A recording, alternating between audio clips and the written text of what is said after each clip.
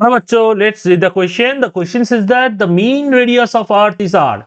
The angular speed on its own axis is omega. The acceleration due to gravity of the Earth's surface is g. What will be the radius of the orbit of geostationary satellite? तो एक जियो stationery satellite है, उसका radius हम लोग smaller ले लेते हैं.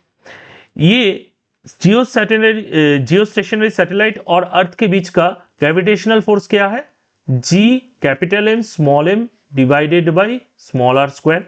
ये अर्थ का स्पीड मास है, ये ग्रेविटेशनल कांस्टेंट है, ये सैटेलाइट का मास है, और ये सैटेलाइट और अर्थ के बीच का डिस्टेंस है.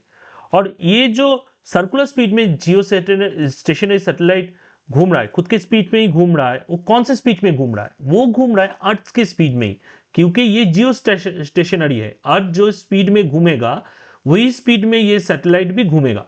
तो इसलिए सेंट्रीपिटल फोर्स होगा m ओमेगा स्क्वायर r. ये जो डिस्टेंस है बीच का वो है r.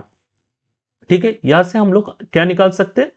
Radius of the geostationary satellite वो होगा r क्यूब, m क्रॉस हो जाएगा.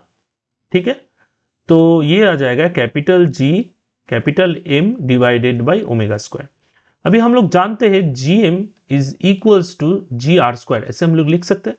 तो ये हम लोग लिख लेते हैं GR square by omega square. तो अभी जो radius of the geostationary satellite है वो हो गया GR square divided by omega square 1/3. तो हम लोगों का ऑप्शन है A. I hope you student understand it well. यहां पर एक ही कॉन्सेप्ट जो क्रूशियल है, एक तो है सैटेलाइट और अर्थ के बीच का जो फोर्स है वो है ग्रेविटेशनल फोर्स, और सैटेलाइट जो मूव कर रहा है किसके स्पीड में? अर्थ के स्पीड में. तो इस मूवमेंट के लिए कौन सा फोर्स जिम्मेदार है? Centripetal force. अभी ये दोनों फोर्स सेम होगा, ये दोनों फोर्स इक्वेट करके हम लोग आर क्यूब निकालेंगे. अभी एक्सप्रेशन में जी और कैपिटल एम नहीं है, एक कैपिटल जी कैपिटल एम नहीं है, तो इसको हम लोग जी आर स्क्वायर इक्वेशन में ट्रांसफर कर रहे हैं और हम लोगों को स्ट्रेट आंसर मिल गया यहां से, और ऑप्शन हो गया ये. I hope you enjoyed and you understand it well. Thank you, student.